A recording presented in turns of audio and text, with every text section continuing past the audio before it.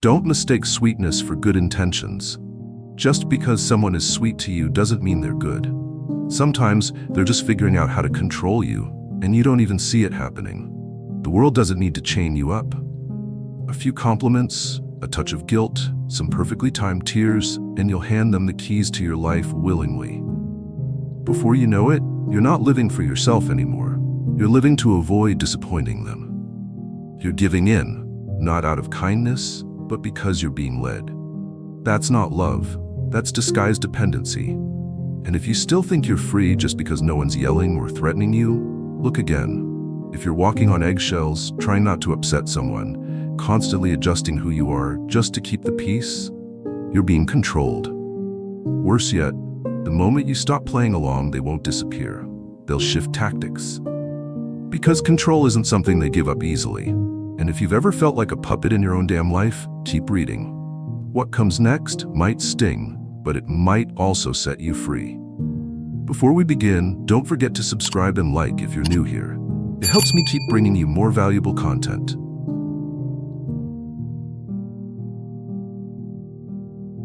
Think you're in control? You're not. Most of your actions aren't coming from you. They're reactions to guilt, flattery, emotional blackmail, and fake urgency. And because it doesn't look like abuse, you let it happen. Every time someone says, "I gave up everything for you," or "only you understand me," or "if you walk away unfinished," you think it's love. It's not. It's manipulation. They hit where it hurts, your empathy. They weaponize it. And once you start to feel responsible for their happiness, their sadness, their crisis, you're not choosing anymore. You're complying. Guilt is their favorite tool. The more you feel you owe them, the easier it is for them to own you. Flattery is just another form of control. They keep telling you you're special, irreplaceable, the only one who gets it. You get hooked. You start doing things just to keep that admiration alive, even if it means giving more than you can afford. That's not connection. That's addiction. Then comes the victim act. They cry, collapse, spin stories of how you're the only one who ever cared. You go soft. You don't want to be the bad guy, so you fold. You think, maybe I'm being too harsh. But here's the truth. If you have to betray yourself to protect their feelings, you're the one who's being harmed. And when they start pushing urgency, "We have to fix this now, you have to decide today, if you don't act, it's over," that's when your logic gets hijacked. They don't want you thinking, they want you acting. Fast, emotional, vulnerable. They want reaction, not reflection, and you walk right into it, again and again. When you finally say no, they don't go away. They get louder. If guilt doesn't work, they'll try anger. If flattery fails, they'll guilt trip harder. Sweet one day, cutting the next. They shift masks, but not goals. The goal is always to get you back where they can reach the strings. So what's the way out? Not revenge, not debate, not trying to make them understand.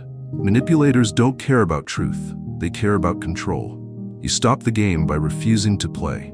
Stay calm, don't react. Watch them try every trick they know, then watch it fail. Because they can't manipulate someone who doesn't flinch. Stoicism teaches the most important kind of strength: self-control. The power to hold your center when everything around you is trying to pull you off balance. Don't let guilt steer you. Don't let praise trap you. Don't let panic rush your decisions. If you can master your reactions, you reclaim your freedom. Manipulators don't need you to die. They just need you to stop living for yourself. Don't give them that win.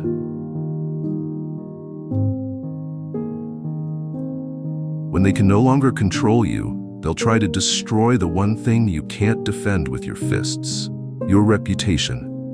You stopped playing their game. You didn't melt when they cried. You started setting boundaries, saying no, living by your own principles. That's when you became a threat, not because you did anything wrong, but because you stopped being predictable. And they hate that. They can't stand that their approval no longer defines you. So the quickest way to pull you back down is to smear your name. Rumors don't have to be true. They just have to be juicy. Just loud enough, repeated often enough, and whispered to the right people when you're not around to speak for yourself. Suddenly, people start treating you differently. Some go quiet. Some drop hints. Some believe it without a second thought. You get angry. You want to shout. You want to prove them wrong. But stop right there. That's the trap. They don't need you to be guilty, they just need you to react. The moment you lose your cool, post that angry status, send that emotional message, or give them that glare, they've won. Every move you make gets twisted to feed the lie. This is no longer a battle of facts, it's a war of emotions. And whoever loses control first, loses. Rumor mongers are cowards. They won't confront you. They hide behind, "I just heard, people are saying," don't take it personally. Don't mistake that cowardice for harmlessness. A lie repeated often enough becomes truth to the lazy-minded. You can't kill a rumor with logic. It doesn't live in logic. It lives in the cracks of human weakness, in envy, insecurity, curiosity, and fear. So what should you do?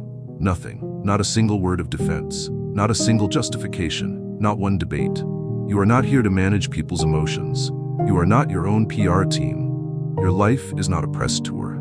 Instead, keep living right. Keep doing right. Keep walking right. Stay silent. Not because you're weak, but because your strength doesn't need a podium. Marcus Aurelius wrote, "When wrongly criticized, let your actions be your answer." Reputation isn't protected by your voice. It's guarded by consistent character. The gossipers speak with their mouths. Men of value speak with their spines that stay upright without needing to bow down and explain. The rumors will die. They always do. They rot on their own when nobody keeps feeding the fire. But your integrity, if you stay solid, will outlast every filthy word spoken behind your back. This isn't advice meant to comfort. It's the only way out of a coward's game. Don't wrestle with ghosts. Don't defend yourself in a mud pit. A Stoic never kneels in the dirt. Want to be liked? Sure. But never trade your inner peace for temporary approval.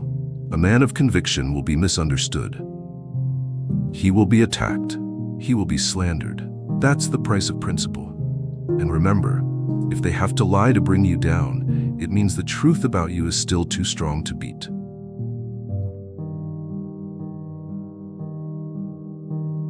Not everyone who cries is truly in pain, and not everyone who stays silent is guilty. But in an emotional battlefield, the one who cries at the right time, appears weak in the right place, often wins. Not because they're right, but because they know how to make you feel wrong. When sweetness fails, when flattery loses its grip, when anger or gossip no longer move you, they switch to their final strategy, becoming the victim. They cast themselves as the wounded soul, the abandoned heart, the fragile one left behind. They twist the story, rewrite the facts, and retell it to others through trembling voices and teary eyes. And suddenly you, the one who dared to set boundaries, the one who said no, are painted as the heartless villain. They don't come to debate. They don't confront you. They don't need logic. They just plant one loaded question in your mind. Why did you hurt me? And if you still have any trace of emotion, of guilt, of the fragile need to be seen as a good guy, you'll start doubting yourself. You might even go back, not out of love, but because you can't stand being seen as cruel. That's the heaviest form of manipulation, and it works damn well. Don't confuse a real victim with a professional one. Someone genuinely hurting will heal quietly, but manipulators broadcast their pain to trap you in guilt. They weaponize emotion to steer your actions, and the more empathy you have, the easier it is for them to hijack you. The more you explain, the more they play helpless. The more you defend yourself, the deeper they sink into their performance until you're painted as the problem. This is no longer a disagreement. It's a one-man show, and you don't even realize you've been cast as the villain. They're the writer, the director, and the star, peddling a one-sided script to an audience that never heard your side. The solution? It's not arguing. It's not explaining. It's not softening up. The solution is to leave the stage. They can only perform if you stay and watch. The moment you go silent, stop reacting, stop justifying yourself, and stop apologizing for things you didn't do, they lose fuel. And only then can the truth start to breathe. They may hurt you, but you don't need to stick around to be stabbed twice. Walking away isn't weakness. It's the wisdom of knowing that compassion should never be exploited. You can be understanding, but that doesn't mean sacrificing your peace to sustain a toxic connection. Some people will always live as victims because it's easier. It means they don't have to grow, take responsibility, or change. But you can't be the hero in someone else's story if it requires abandoning yourself just to earn their forgiveness. Stoicism doesn't teach you to fight everyone. It teaches you to let go of needing to be understood. And nothing terrifies a manipulator more than someone who no longer needs validation. Freedom doesn't start when they forgive you. It starts when you no longer need their permission to be yourself. This isn't just a video. This is the reminder you needed today.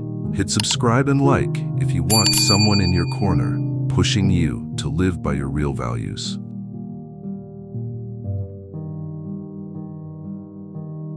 Not every enemy shows up with weapons and war cries. Sometimes they come quietly, through whispers behind your back. They don't stab you with knives.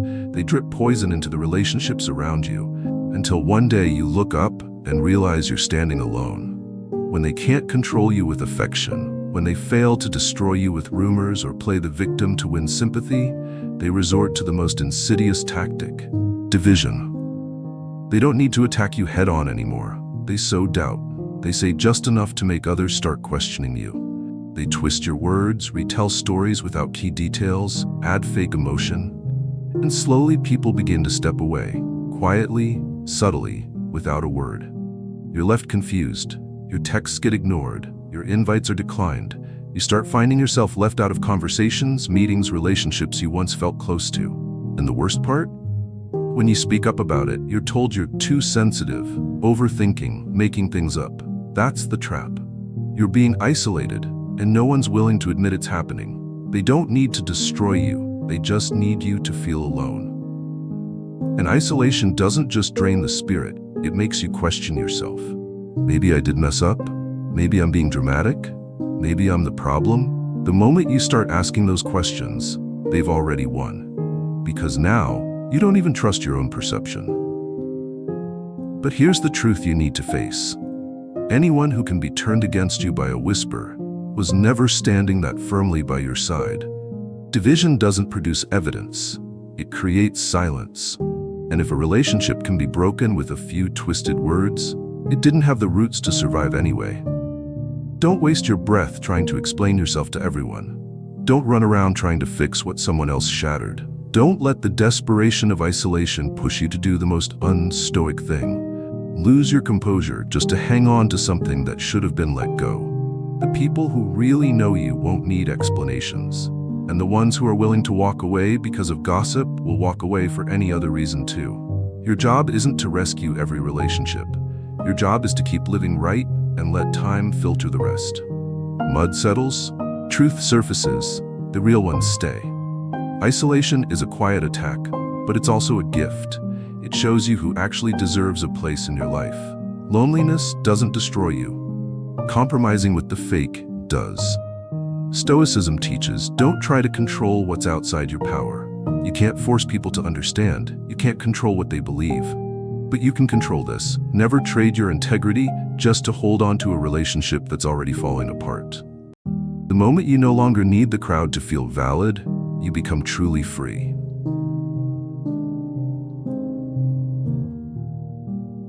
Not everyone wants to see you strong. Some people only feel safe when you're still doubting yourself.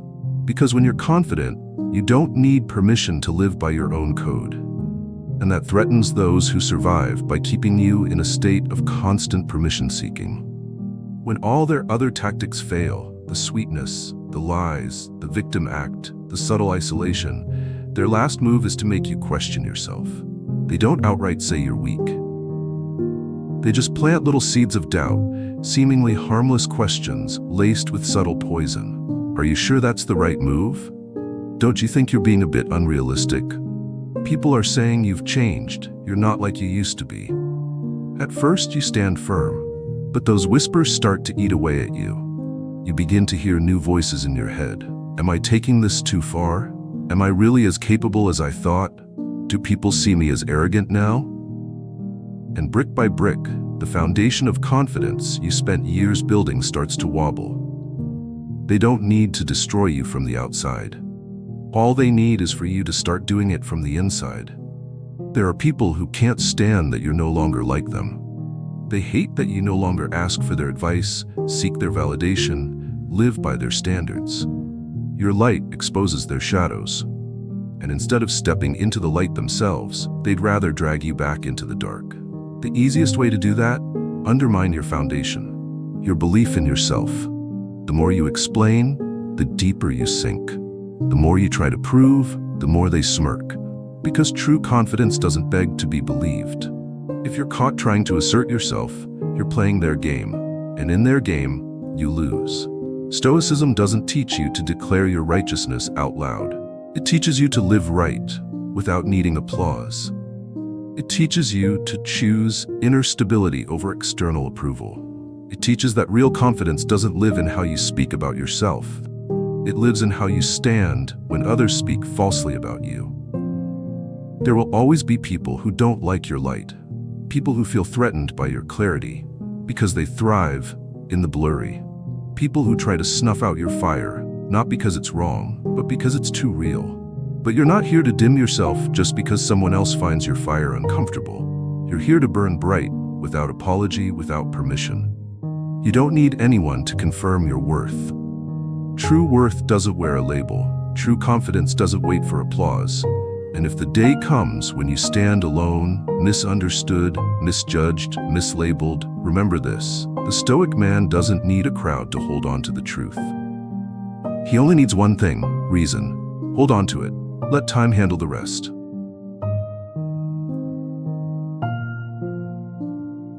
When they can't get into your mind, they go for your emotions. They know reason is hard to shake, but emotion, especially anger, is the easiest crack in your armor to pull you out of self-control. They won't call you a failure outright. They'll smirk at your success, say you just got lucky, that anyone could have done it with your circumstances. They won't confront you directly. They'll poke, they'll imply, they'll drag up old failures, moments when you were at your weakest, the parts of your past you'd rather leave behind, not to learn from them, but to chain you to them, to throw you off balance, to push you to explode. Because they know, the moment you lose your temper, you lose everything. Anger is a sweet trap. It feels like power, but it's just a leash. The first one to yell has already lost. The first to slam a fist on the table is out of logic. The first to break composure has handed over control. When they provoke you, they're not aiming at your pride. They're aiming at your calm. Because they know, the moment you break character, your image burns down. They don't have to destroy you, they just have to let you self-destruct. And the harder you try to clap back with clever comebacks, the more you try to put them in their place, the more you're playing their game. That's what a Stoic never does. You don't have to prove you're unshaken. You just need to be unshaken. You don't need to fight words with words. Just sit still, like a stone wall that doesn't flinch at the barking of dogs. People may throw dirt at a rock, but no one remembers the one who threw it. They remember the rock, still standing. Stoicism teaches this. If someone can make you angry, they own you. You've handed them the keys to your emotional state, and all they have to do now is turn the lock. Don't hand over that key. Don't react on their rhythm. Don't let others decide whether today you're calm or raging, centered or off track. You might be insulted, but you're not obligated to be wounded. Reaction is a choice, and that choice is your final freedom, one no one can take unless you give it. Emotions aren't your enemy, but they're not your master either. When you learn to see them like a passing wind, you stop fearing the storm. You just plant your feet and hold ground.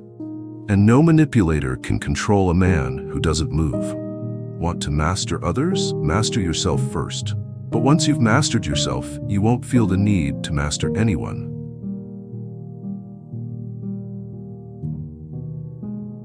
Not everyone attacks with claws. Some choose imitation. They don't yell, confront, or criticize. They observe. They memorize every move. They copy your gestures, your phrases, your walk, not because they admire you, but because they don't know how to be anyone else but a stolen version of you. They don't want to be you. They want what you have without doing what you did to earn it. They want your glow without your grind. They want the harvest without the blisters. They want results without the scars, so they choose the easiest way, mimicry. At first it's funny, awkward, obvious, a bad copy. Then it becomes annoying. You feel echoed, swallowed, robbed of your edge. You start wondering, should I say something? You feel the urge to separate yourself, to prove you're the original. That's the first trap, because the moment you try to prove you're the original, you've already let the imitator drag you down to their level. And Stoicism doesn't play that game. The original doesn't ask for permission. The original doesn't beg for applause. The original moves forward, and the shadow, if it wants, can try to follow. But a shadow is always just that, late, reactive, and empty. The more it mimics, the more it exposes its lack of self. These people don't copy you out of love. They copy you out of fear. They can't fight you head-on. They'd lose. They won't compete publicly. They have nothing inside worth fighting with. So they take what's exposed, your words, your style, your ideas. They clone your surface, but they can't touch the most important part, your depth. The resilience you built in silence, the pain you endured when no one was watching, the discipline forged in nights of doubt. That's what they can't steal. If you react, you lose. If you rage, you break your calm. If you call them out, you give them exactly what they want, your attention. Don't give it. Leaders don't look back. Creators don't argue with imitators. The more you evolve, the more they fall behind, stuck chasing an outdated version of you they never even caught. Stoicism teaches us to keep walking. Whether they follow, mimic, or pose as you, it doesn't matter. The only real protection against imitation is constant transformation. You don't need to defend an old image. You just need to keep evolving. When you change faster than they can copy, you become impossible to replicate. Those with real identity never fear losing it, because it doesn't live on the surface. It lives in how they think, feel, and choose, day after day out of sight. Who they are comes from a depth others are too afraid to enter. Let them imitate. Let them believe they understand you. Let them live in the illusion that repetition can replace originality. Meanwhile, you stay quiet, keep moving, and let your momentum be the fire they'll never catch.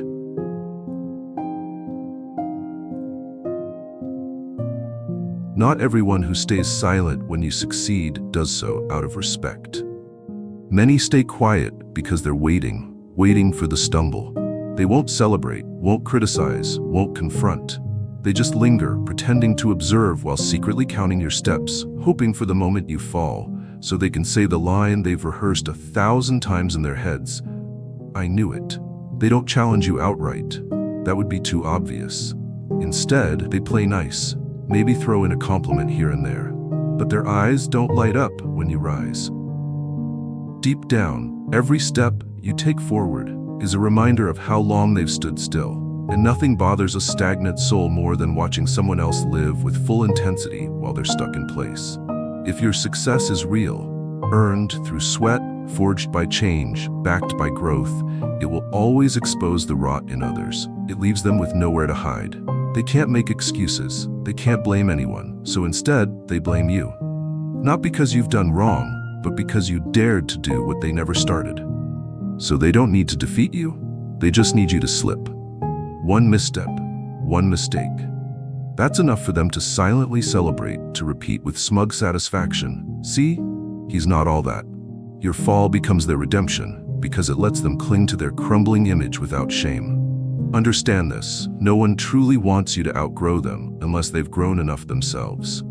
The mature will support you, not because you're flawless, but because they've known the pain of evolving. The fake ones, they'll smile at your wins but rejoice at your losses.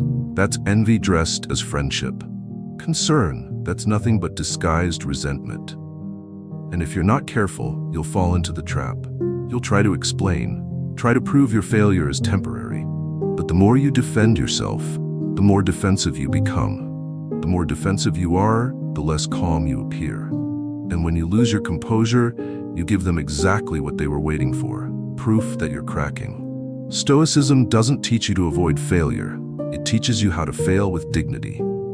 A truly self-possessed man doesn't move to the applause or the pity of the crowd. He falls and he rises.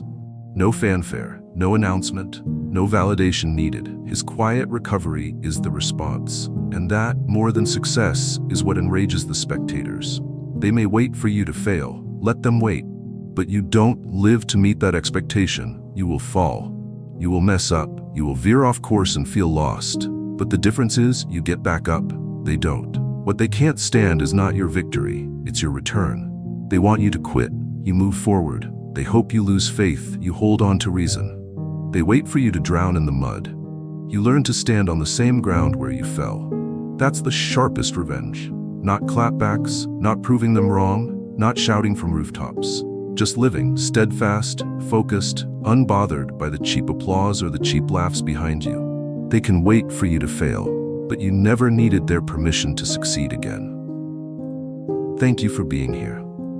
If you found this video helpful, subscribe, turn on notifications, and like this video. Don't forget to leave a comment so we can spread positivity together.